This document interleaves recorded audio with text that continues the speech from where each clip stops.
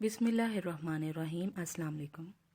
غلط فہمی بائے راحت جبی، یہ ناولٹ ہے اور یہ نفیسہ عزیز کی فرمائش پہ ہے کہ انہوں نے کہا تھا کہ پرانی لکھنے والوں کے بھی ناول ریکارڈ کیا کریں۔ سارا آسمان سرمئی بادلوں کی اماج کا بنا ہوا تھا۔ تیز ہوا میں بقائن کے پیلے پتے جھڑ جھڑ کر کمروں کے اندر آنے لگے۔ اسی تیز ہوا نے دھلے دھلائے کپڑوں کا ناس کر دیا تھا۔ کئی کپڑے تار سے گر کر زمین بوس ہو گئے تھے۔ افی آپی، بارش آئے گی؟ عقب سے ارم کی آواز سن کر عفیفہ کی جان جل گئی تھی۔ ارے کسی سے اتنا نہ ہوا کہ کپڑے اتار کر اندر ہی رکھ دے؟ دھونے کی تو توفیق کیا ہونی تھی۔ میں تو ابھی باہر آئی ہوں، ارم نے وضاحت دی۔ ہاں، کالج سے آ کر کھا لیا اور سو لیا، یہی تو کام ہے۔ اس نے جلتے کرتے کپڑے اکٹھے کر کے اندر ڈھیر کیے۔ ارم نے بھاگ بھاگ کر باقی اشیاء سمیٹی۔ عفیفہ اندر آ کر کھڑکیاں بند کرنے لگی۔ اوفو، اتنا اچھا تو موسم ہے، ارم نے احتجاج کیا۔ تو باہر جا بیٹھو، ابھی منو مٹھی دھونی پڑے تو ہوش ٹھکانے آ جائیں۔ عفیفہ نے اسے بری طرح گھورا۔ بڑے ہونے کی وجہ سے اس کا ارم بلکہ دونوں بھائیوں پر بھی خاصا روب تھا۔ ابھی الفاظ منہ میں ہی تھے کہ موٹی موٹی چھینٹے پڑنے لگے۔ منٹوں میں جل تھل ہو گیا۔ افی وہ چیزیں سمیٹنے لگی جو ارم کی نظروں سے اوجھل ہو گئی تھی۔ جب بھیگی ککڑی بھنی کمرے میں لوٹی تو ارم مزے سے کھڑکی سے باہر بازو نکالے ہتھیلی پر بوندیں جمع کرتی گنگنا رہی تھی۔ پیتل کے پتوا پہ لکھتی دل کی بات، آئی ہیں ہوائیں لے کے پیا جی کو ساتھ۔ اگر پیا سائز میں تمہارے جتنا ہوا تو توپ میں رکھ کر داغا جائے گا، ہواؤں میں اتنا دم خم کہاں۔ وہ افی کیا جو ٹوکے نہ۔ ارے میں تو یہ گیت آپ کے لیے گنگنا رہی تھی، ارم ہنس دی۔ افی رخ موڑ کر دوپٹہ نچوڑنے لگی، لبوں پر ہلکی سی مسکراہٹ در آئی۔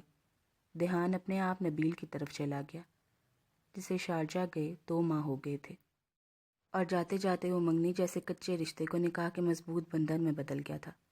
افی، پکوڑے ساتھ میں انار دانے کی چٹنی۔ برسات میں نکلے پتنگوں کی طرح گھر کے افراد کونوں کھدروں سے نکلنے لگے۔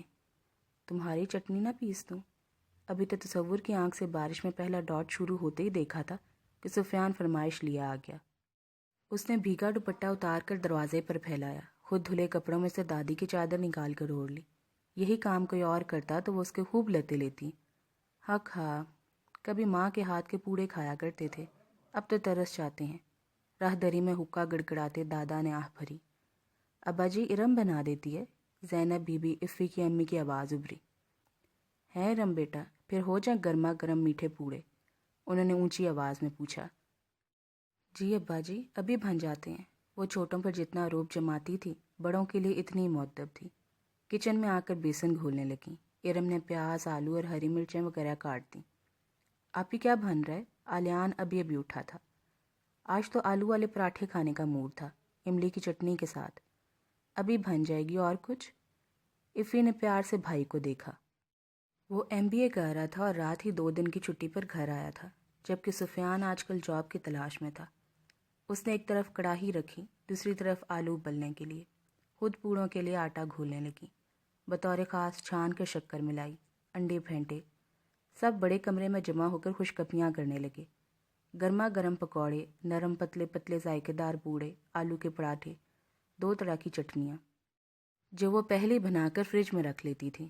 بیٹھے بیٹھے دعوت ہوگی، دادی ٹوکتی ہی رہے گی۔ دادا نے پورے 5 پوڑے کھائے۔ ابو کا حصہ اس نے سنبھال کر مائکرو ویو میں رکھ دیا۔ آپ ہی تم چلے گی تو ہمارا کیا ہوگا؟ آلیان پراٹھا کھا کر اب صرف چٹنی کھا رہا تھا۔ اس موٹی کو تو کچھ سکھا دیں، مجھے سب آتا ہے۔ اچھا، چائے بنانا آتی ہے؟ سفیان نے چھیڑا۔ ارے، آپ نے مجھے اتنا ہی نکما سمجھ رکھا ہے؟ وہ اٹھ کر چائے بنانے چل دی۔ سب امی کے لاڈ ہیں، ورنہ میں اس عمر میں سارا کھانا اکیلی بنایا کرتی تھی۔ عفیفہ نے لقمہ دیا۔ تمہاری رخصتی کے بعد اسی نے سب کچھ کرنا ہے، زینب بی بی نے مسکرا کر کہا۔ خیر، جس طرح گھر افی نے سنبھالا ہے، ارم کے لیے تو مشکل ہی ہوگا۔ سفیان کی بات پر اس کی گردن فخر سے تانگی۔ جب ارم نیلی کناری والی پیالیوں میں چائے سرو کر رہی تھی، تب کال بیل گونج اٹھی۔ میں دیکھتا ہوں، سفیان اٹھ کر گیا۔ واپس آیا تو ساتھ میں فاطمہ ظہیر کو دیکھ کر سبھی حیران رہ گئے تھے۔ وہ درمیانی قامت اور گوری رنگت والی جاذبے نظر لڑکی تھی۔ آئی ایم سوری میں نے آپ کو ڈسٹرب کیا، دراصل مجھے ایک فون کرنا تھا، مگر گھر کا فون ڈیڈ پڑا ہے۔ آنٹی نورین بھی گھر پر نہیں ہے تو…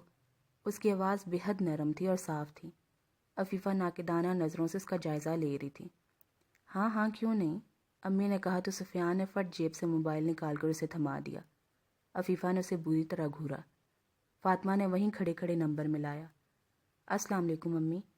جی امی خیریت نہیں ہے، نانا ابو کی طبیعت صبح سے خراب ہے، میں نے میڈیسن دے دی تھی مگر کوئی افاقہ نہیں، موسم بھی تو دیکھیں، بس آپ اور بابا جلدی واپس آ جائیں، میں بہت پریشان ہوں، اگر آپ گھنٹے تک نہیں آئے تو میں انہیں لے کر ہاسپٹل چلی جاؤں گی۔ ہلکی آواز میں کی گئی گفتگو سب نے سنی۔ اس نے موبائل بند کر کے شکریہ کے ساتھ واپس کر دیا۔ بیٹی کیا زیادہ طبیعت خراب ہے؟ دادی نے اس کی پریشان صورت دیکھ کر ہمدردی سے پوچھا۔ جواباً اس نے مختصراً نانا کی بیماری کی تفصیل سنائی۔ وہ اصل میں گاؤں میں فوتگی ہو گئی تھی، امی بابا اور آنٹی نورین کے گھر والے سب وہیں ہیں، اس نے انگلیاں چٹکھاتے ہوئے بتایا۔ ذیشان تو صبح یہیں گھوم رہا تھا، عفیفہ نے چپتے ہوئے لہجے میں پوچھا، مگر فاطمہ اپنی پریشانی میں اس کا لہجہ محسوس نہ کر سکی، تبھی سادگی سے کہنے لگی، اس وقت تو وہ بھی گھر پر نہیں ہے، نہ جانے کہاں نکل گیا۔ آپ بیٹھیں چائے تو پی لیں، ارم کو وہ اچھی لگی تھی تب اصرار کرنے لگی۔ نہیں عائشہ وغیرہ پریشان ہو رہی ہوں گی، اب اجازت دیں، اس کے جانے کے بعد دادی کو پریشانی لاحق ہوگی، اکیلی لڑکیاں پریشان ہو رہی ہوں گی، اٹھ کر دیکھوں، انہوں نے دادا کو اکسایا۔ اوف دادی آپ کو تو پتہ ہے وہ لڑکیاں اتنی بھی اکیلی نہیں ہیں خواہ مخواہ میں، عفیفہ نے تنک کر ٹوکا، مگر دادی کو چین نہ آیا۔ دادا کو اٹھا کر ہی دم لیا۔ وہ تھوڑی دیر کے بعد سفیان کو بلا کر لے گئے، لگتا تھا اس کے نانا کی طبیعت زیادہ خراب تھی۔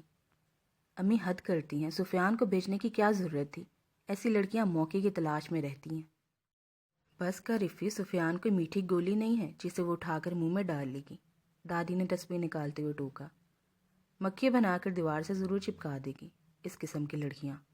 دادی کی تنبیہی نگاہوں پر وہ بڑبڑاتے ہوئے پچھلے صحن میں نکل آئی، مگر ساتھ والا ٹیرس سنسان تھا، صحن میں سے کوئی بھی آواز نہیں آ رہی تھی، یقیناً وہ لوگ سامنے والے حصے میں تھی۔ یوں بھی یہ پچھلا ٹیرس سردیوں میں زیادہ آباد ہوتا تھا کہ یہاں دھوپ براہ راست پڑتی تھی، جبکہ گرمیاں کمروں میں یا سامنے والے حصے میں گزرتی تھی۔ وہ جھنجھلا کر اندر آ گئی۔ بارش کے تھمنے کے بعد ہلکی سی دھوپ نکل آئی تھی، آسمان پر ساتوں رنگ بکھرے تھے۔ ارم کوسے قضا کو دیکھ کر بچوں کی طرح خوش ہونے لگی۔ ان کے نانا کی طبیعت بہت خراب تھی، ہاسپٹل لے جانا پڑا، دیر ہو جاتی تو نقصان بھی ہو سکتا تھا۔ 2-3 گھنٹے کے بعد دادا اور سفیان واپس آئے تو بتانے لگی، عفیفہ کو اس قصے میں کوئی دلچسپی نہیں تھی، اس لیے خاموشی سے ٹی وی دیکھتی رہی۔ تم سے کہا تھا سیدھا دکان پر آنا۔ امی کا بنایا قیمہ کچنار بہت مزیدار تھا، مگر ابو کے سوال نے سب بدمزہ کر دیا۔ سپر سٹور، وہ زیر لب بڑبڑایا۔ اسے اچھی خاصی تکلیف ہوتی تھی جب ابو اچھے بھلے سٹور کو دکان کہتے تھے۔ جو بھی ہے، تم آئے نہیں، وہ خاصے تحمل سے پوچھ رہے تھے، مگر اس تحمل کے عقب میں جھانکتے غضب نے ذیشان کا حلق خشک کر دیا۔ تبھی کھانا چھوڑ کر پانی کا گلاس لبوں سے لگا کر مدد طلب نگاہوں سے ماں کو دیکھا، مگر وہ ہمیشہ روایتی ماؤں کے برعکس بے نیازی کے ساتھ شوہر کی طرفداری کرتی نظر آئیں۔ اس نے پانی کا پورا گلاس چڑھا لیا۔ ابو نے تحمل سے اس کے گلاس خالی ہونے کا انتظار کیا اور پھر سوال دہرایا، جی موٹر سائیکل پنکچر ہو گیا تھا۔ اور سارا دن ہی رہا؟ جی وہ پیسے نہیں تھے، ہر اوٹ پٹانگ کام کے لیے پیسے ہوتے ہیں، جب کام کی بات ہے تو پیسے ختم۔ جو پرسوں 1000 دیا تھا وہ ذیشان ایک دم سپٹایا، وہ امی نے ادھار لے لیے تھے۔ ارے، نصیرہ گھبرا کر کچھ کہتے کہتے رک گئی۔ بیٹے کی التجائیہ نظریں ان کی طرف اٹھی تھی۔ وہ ایموشنل بلیک میل کم کم ہی ہوتی تھی، مگر اس بار دام میں آ ہی گئی۔ کیوں گھر کا خرچ ختم ہو گیا؟ نہیں، وہ زاہدہ کو ضرورت تھی تو میں نے، نصیرہ نے سپٹا کر سامنے والی پڑوسن کا نام لیا، ساتھ ہی شربار نگاہوں سے بیٹے کو گھورا جو سر جھکائے مسکرا رہا تھا۔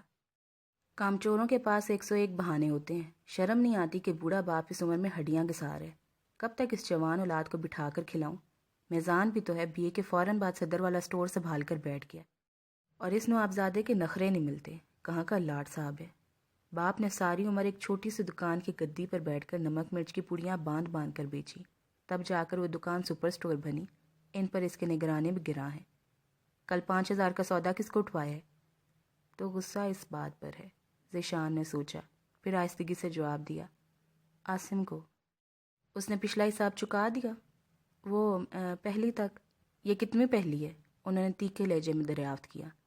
جواب ذیشان کے پاس نہیں تھا، سو خاموشی سے بےعزتی کرواتا رہا۔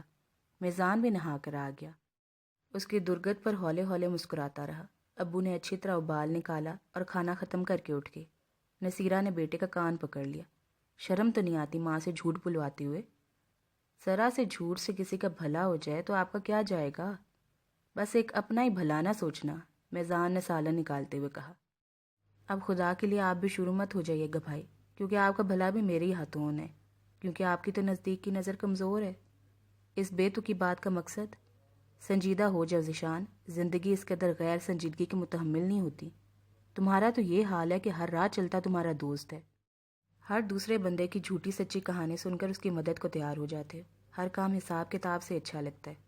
میزان نہ چاہتے ہوئے نصیحت کر گیا۔ امی اب آپ بھائی کی شادی کرتے ہیں، اس نے اکتا کر مشورہ دیا۔ ہاں، نکلتی ہوں اس مہم پر، نصیرہ نے فوراً ہاں میں ہاں ملائی۔ والدہ محترمہ، آپ کو کوئی ملک فتح نہیں کرنا، صرف میرے لیے ایک معصوم سی پیاری سی بھابھی ڈھونڈنا ہے۔ اس نے آرام سے ان کا دھیان دوسری طرف لگا دیا۔ یہ کوئی آسان کام ہے؟ صبح میرے ساتھ کلینک چلیے گا۔ وہ کیوں؟ نظر ٹیسٹ کروانی ہے۔ وہ پھر سے ذومعنی بات کہہ کر اٹھ گیا۔ نصیرہ نے ناسمجھی کے ساتھ میزان کو دیکھا۔ اس نے کندھے اچکا کر اپنی لا علمی کا اظہار کر دیا۔ اچھا تم لوگ گھر پر ہی رہنا، میں ذرا پڑوس میں جا رہی ہوں۔ نسیم کے والد ہسپتال سے گھر آئے ہیں، ان کی عیادت کر رہا ہوں۔ اپنے اکیلے پن کی وجہ سے نصیرہ کے تعلقات آس پاس کے پڑوس کے ساتھ خاصے اچھے تھے۔ سب کے دکھ درد میں شریک ہوتی۔ خود ان کے 2 ہی بیٹے تھے، بیٹی کوئی تھی نہیں۔ سب کاموں پر نکل جاتی تو اپنا اکیلا پن کاٹ کھانے کو دوڑتا۔ ساتھ والا گھر واجد صاحب اور نورین کا تھا، جن کا اکلوتا بیٹا کمائی کے لیے کوریا گیا تو وہیں شادی رچا لی۔ بیٹی اسلام آباد میں بیاہی تھی، کئی مہینوں بعد شکل دکھاتی۔ نصیرہ اور نورین نے ایک دوسرے کا اکیلا پن بانٹ رکھا تھا۔ پھر نصیرہ نے ہی مشورہ دیا کہ وہ اپنے ڈبل سٹوری گھر کا اوپر والا پورشن کرائے پر دے دیں۔ نورین اور اس کے میاں کو یہ مشورہ خاصا پسند آیا۔ یوں ان کا اوپر والا پورشن کرائے پر چلا گیا۔ کرایہ دار بھی اچھے مل گئے۔ ظہیر صاحب بجلی محکمے میں ملازم تھے۔ 4 بیٹیاں، چاروں انتہائی ہنسمکھ اور سلیقہ شعار، خوبصورت اور ملن نثار۔ ویسے ہی ان کی ماں۔ شاید یہی وجہ تھی کہ ان کے ہاں مہمانوں کا تانتا بنا رہتا تھا۔ کبھی سہیلیاں مل کر ہلا گلا کر رہی ہیں، کبھی دور نزدیک کے رشتہ دار چلے آ رہے ہیں، سب کے سب سسرالی عزیز کہ میکے میں کوئی تھا ہی نہیں۔ نسیم اپنے والدین کی اکلوتی اولاد تھی۔ ماں فوت ہوئی تو باپ کو اپنے پاس لے آئی۔ سب سے ایک سی محبت اور مروت سے ملتی۔ نصیرہ تو اکثر ہی ان کے ہاں جانے لگی تھی۔ گھر میں سناٹا سا چھایا تھا۔ اسی سناٹے میں نانا ابو کی آواز گونجی۔ ارے بھائی، یہ ساری چڑیاں چپ کیوں ہیں؟ ٹی وی نہیں چل رہا، کرکٹ میچ نہیں ہوا، کہاں غائب ہیں سب؟ ان کی آواز سنتے ہی حاجرہ اور ختیجہ بھاگی اور ان کے بیڈ پر چڑھ گئی۔ ختیجہ 7ویں جبکہ حاجرہ 4تھی کلاس کی طالبہ تھی۔ دونوں گندمی رنگت والی دبلی پتلی لڑکیاں تھیں۔ امی نے منع کیا تھا کہ شور نہ کریں، نانا ابو سو رہے ہیں، حاجرہ نے بتایا۔ کچن سے جوسر چلنے کی آواز آنے لگی۔ عائشہ بھی وہیں آ گئی۔ وہ 4th ایئر میں تھی، صاف رنگت، متناسب قامت، سٹیپس میں کٹے بال، جن کی اس وقت پونی بنا رکھی تھی، چہرے پر بلا کی ملاحمت، آنکھوں میں اعتماد کی چمک۔ ڈیئر نانا، آپ نے تو ہلا کر ہی رکھ دیا، کوئی ایسے بھی بیمار ہوتا ہے؟ بیمار ہونے کا اسپیشل طریقہ مجھے تو نہیں آتا، کیوں بچیو، آپ کو آتا ہے؟ انہوں نے مصنوعی حیرت سے دریافت کیا۔ دونوں کھی کرنے لگیں۔ فاطمہ جوس لے آئی۔ اس میں اور عائشہ میں بلا کی مماثلت تھی۔ فوراً پئیں اور بستر چھوڑیں، اس نے پیار بھرے تحکم سے کہا۔ انہوں نے فوراً گلاس تھام لیا۔ انہیں اپنی نواسیوں میں سب سے زیادہ فاطمہ سے پیار تھا۔ وہ تھی بھی سب سے زیادہ خدمت گزار اور متحمل مزاج۔ BA کر کے اب گھرداری میں مصروف رہتی۔ 2 سال پہلے اس کی منگنی غیروں میں کی تھی۔ غیر تھے مگر اچھے رکھ رکھاؤ والے لوگ تھے۔ اب شادی کا ارادہ تھا، سو نسیم جوڑ توڑ کرتی رہتی۔ سب ان کے کمرے میں جمع ہو گئے۔ نسیم بھی نماز پڑھ کر ان کے پاس آ گئی۔ وہ طمانینت کے ساتھ سب کی چھوٹی چھوٹی باتیں سن رہے تھے۔ امی، آپ کو ان کے ہاں جانا چاہیے تھا شکریہ ادا کرنے، اس دن بہت مدد کی، ورنہ میں اکیلی تو گھبرا گئی تھی، فاطمہ نے یاد دلایا۔